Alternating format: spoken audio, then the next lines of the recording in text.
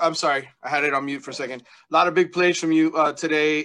Can you talk about the one near the goal line? I think it was the 3rd and 1 part of the strip Uh, sack that helped set up a touchdown. yeah. The one going into the goal line, I believe it was 4th and 1 or 3rd and 1 right before half. They came out unbalanced. You know, it was a look we practiced all week, and it was just executed perfectly. So shout out to the coaches, shout out to Coach Diaz and Coach Baker for drawing up a great scheme. Awesome. Next up, we're going to go to David Lake from Inside the U. David, go ahead. Yeah, picking up on just red zone defense, you guys forced a lot of field goals in the red zone.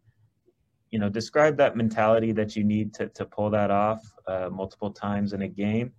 Then also, too, today, did you take any pride, because Pitt's defensive ends had a lot of buzz going into this game. Did you take any pride in trying to show you should be regarded as one of the better defensive ends in this game, too?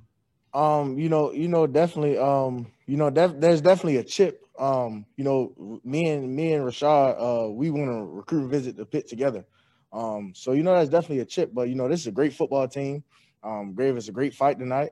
And I feel like we just executed better on our side of the ball. Awesome. We got a couple more. Next up, we have Michael Cunio from CBS4. Go ahead. Hey, Quincy. Manny was talking earlier. He said just by the eye test, he thought this was probably your best game as a Hurricane. How do you evaluate your game today? And do you feel like it was your best game in Miami? I agree. I think it was my best game. It was my best game as far as the run is concerned. But I still got to clean it up. Pass rush. I got to pass rush better. Win some of those one-on-one matchups, and I think that's where I could improve coming out of this game.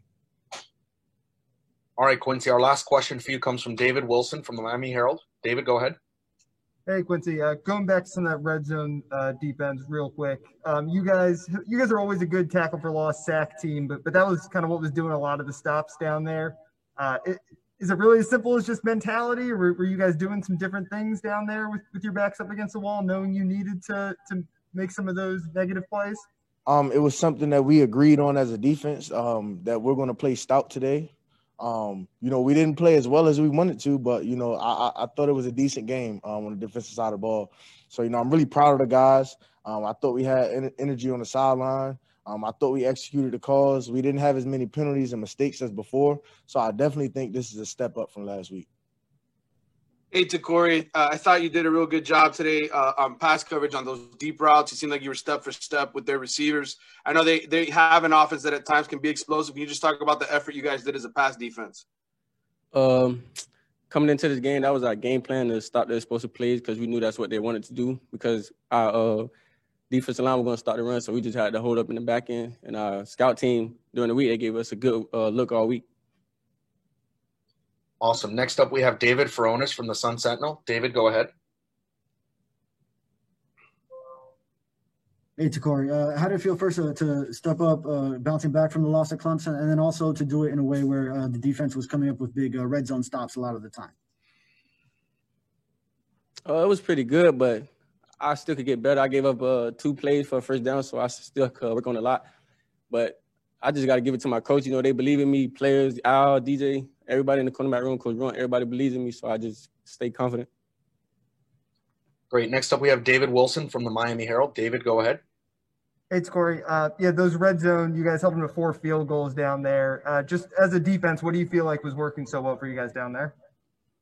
Everybody's attitude, everybody's buying in. We came to this goal not wanting to give up any touchdowns at all. So that was our mindset coming into this game.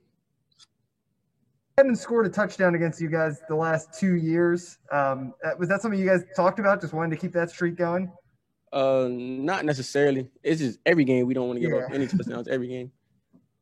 Hey, Jared, I just wanted to ask you about the effort today in the red zone. It seemed like every time they got down there, you guys really stiffened up as a defense and made some big plays. Can you talk about what the mentality was like when they got in the red zone? It was actually throughout the whole game. We set a standard before the game even started. We said that we weren't going to allow no points. Of course, we allowed some points, but I mean, it doesn't really matter. We just had that mentality in the game. Just stick it up. I can't really say that, but stick it. You know what I mean. Yeah, I got you. All right. Next up, we have David Furones from the Sun Sentinel. David, go ahead. Well, how do you bounce back after that one? Well, Jared, tell us about your play, the big strip sack, and then you forced a fumble. Your mentality on that one, as PG as you can be. Okay, I got you.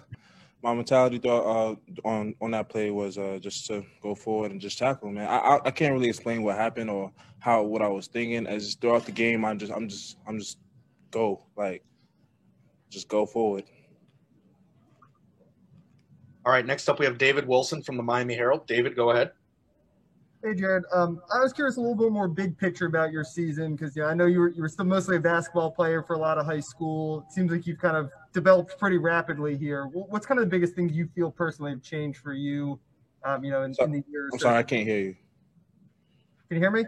No, I can't. I didn't hear the question. I'm sorry. Okay. Can you hear me now? Yeah, I can hear you now. Obviously, you're still relatively new to football, being a basketball player for the most part in high school. It seems like your developments happened pretty rapidly here. Just curious what you kind of feel like the biggest things that have changed for you in the year or so since you've gotten to campus that have let you be so successful rushing the passer this year. Well, in basketball, we don't really use our hands like that, like how we use them in football. So I'm more of a feet guy, of footwork and everything. So incorporating my hands and using my feet is just it's something new. So I have to get used to that. But it's starting to work now.